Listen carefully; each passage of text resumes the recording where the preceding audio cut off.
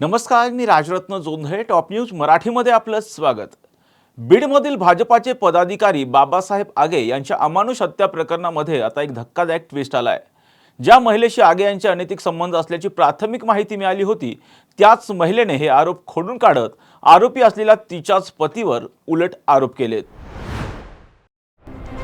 बीडच्या माजलगाव तालुक्यातील किटी आडगाव या गावचे ग्रामपंचायत सदस्य आणि भाजपाचे पदाधिकारी बाबासाहेब आगे यांची भर दिवसा धारदार शस्त्रांना भोसकून हत्या करण्यात आली होती.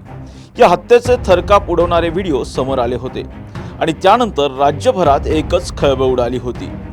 मात्र हत्या केल्यानंतर आरोपी नारायण फपाळ हा स्वतः पोलीस ठाण्यात हजर झाला होता. त्यानंतर आरोपी नारायण याच्या पत्नीबरोबर बाबासाहेब आगे यांचे अनैतिक संबंध होते आणि त्याच्याच रागातून त्याने हा खून केल्याचं बोललं जात होतं. स्वतः आरोपीच्या पत्नीनं पुढे येत हे आरोप फेटाळून लावलेत. आपल्या पतीला दारूचं व्यसन आहे, त्यातून तो नेहमी मला शिवीगाळ करायचा, चारित्र्यावर संशय घ्यायचा, गावातील काही व्यक्तींची नावं घेऊन माझ्यावर संशय घ्यायचा. बाबासाहेब आगे यांच्याबद्दल देखील त्याच्या मनात संशय होता. मात्र मला बाबासाहेब भावासारखे होते, आमच्यात असं काहीही नव्हतं. मात्र पतीच्या मनात असलेल्या संशयातून ही हत्या घडली, असं या महिलेनं सांगितलं आहे. नेमकं ही महिला काय म्हणाली पाहूया.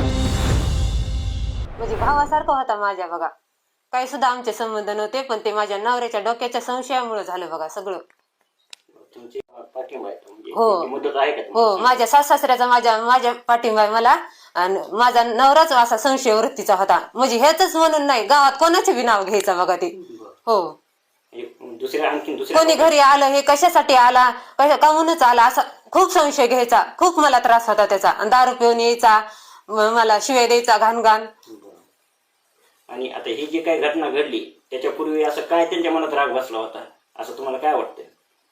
काय सुद्धा नाही बघा, फक्त मी लहान मुलीचे माझे फोटो काढले होते त्याच्यापाशी. ते फोटोग्राफर होता ना, म्हणून फोटो काढले होते, तोच त्याच्या डोक्यात संशय बसला होता बघा.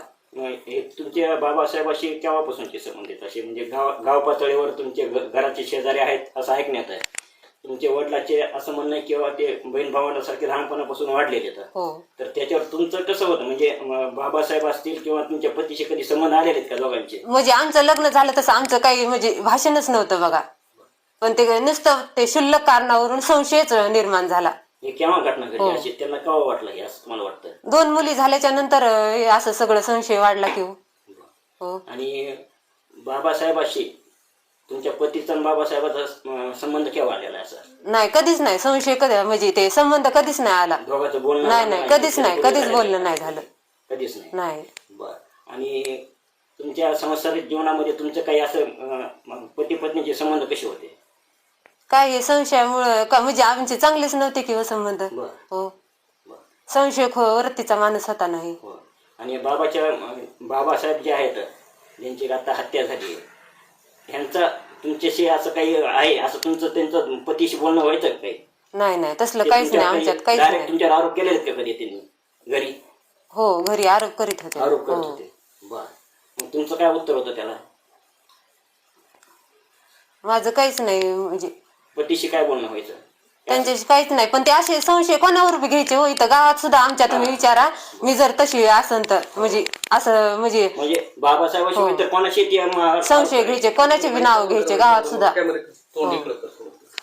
गावात सुद्धा संशय घ्यायचे ते कोणावर. नाही, कधीच नाही आला. करीत होते तिथं आपल्या म्हणजे पाहुणे रावळे मिटवायचे ना, प्रयत्न करायचे. आणि गावात 1-2 वेळेस दारू पिऊन धिंगाणा केला, तिथल्या लोकांनी म्हणजे सोडविण्याचा प्रयत्न केला, पोलीस स्टेशनला घातलं, असे प्रयत्न केले, पण ते सुधारणाच नाही झाली त्यांच्यामध्ये. बाबासाहेब फक्त मध्यस्थीच्या भूमिकेत त्यावेळेस होते गावात असताना, असं काही झालं त्यावेळेस. हो, त्याच्यातून राग बसला त्यांना. हो. बरं. ज्यावेळेस दारू पिऊन तिथं धिंगाणा वगैरे किंवा मारहाण तुम्हाला करीत होते, त्याच्या डोळ्यासमोर तुम्हाला मारहाण करताना समजा हे जे काही आपले शेजारी असतात ते धावून येत असतात, तर मग असे बऱ्याच वेळेस काही तुमच्या समोर म्हणजे आल्यानंतर म्हणजे होणारे भांडणं वगैरे ते सोडित होते का बाबासाहेब?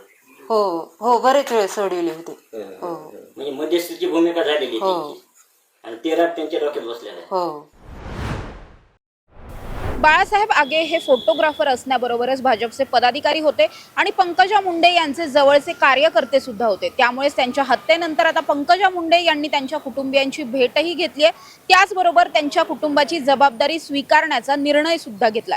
दरम्यान सुरुवातीला ही सगळी जी हत्या आहे ती हत्या आर्थिक वादातून झाली असल्याचा संशय व्यक्त केला जात होता.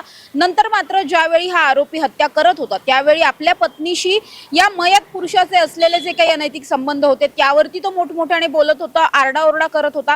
त्यामुळे मग ही हत्या अनैतिक संबंधातून झालेली आहे किंवा आपल्या पत्नीशी असलेल्या अनैतिक संबंधांच्या रागामध्ये खरं तर आरोपीने बाबासाहेब आगे यांची हत्या केली असं एक प्रथमदर्शी वाटत होतं. मात्र आता या सगळ्याच प्रकरणावरती स्वतः आरोपीच्या पत्नीनेच समोर येऊन हा मोठा खुलासा केल्यामुळे या प्रकरणामध्ये आता एक नवीन ट्विस्ट आलाय. त्यामुळे या नवीन ट्विस्ट नंतर पोलीस तपास नेमका कसा करतात आणि आरोपीला कोणती शिक्षा होते हे पाहणं महत्त्वाचं असणार आहे. कॅमेरा पर्सन निलेशसह समृद्धी जाधव, टॉप न्यूज मराठी, पुणे. साठे स्कूल प्री प्रायमरी पासूनच करून घेतं फाउंडेशन पक्क करण्याची तयारी. म्हणूनच साठे शिक्षण समूहाच्या कित्येक विद्यार्थ्यांनी घेतली आहे करिअर मध्ये उंच भरारी. 2025-26 या शैक्षणिक वर्षाकरिता आपल्या पाल्याचा आजच प्रवेश घ्या.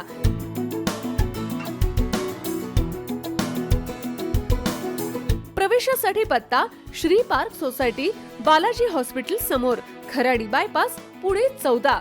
संपर्क क्रमांक 9372619453 किंवा 9372619483 किंवा 9372619484. फाउंडेशन उत्तम, प्रगती सर्वोत्तम. साठे फाउंडेशन, नो टेन्शन.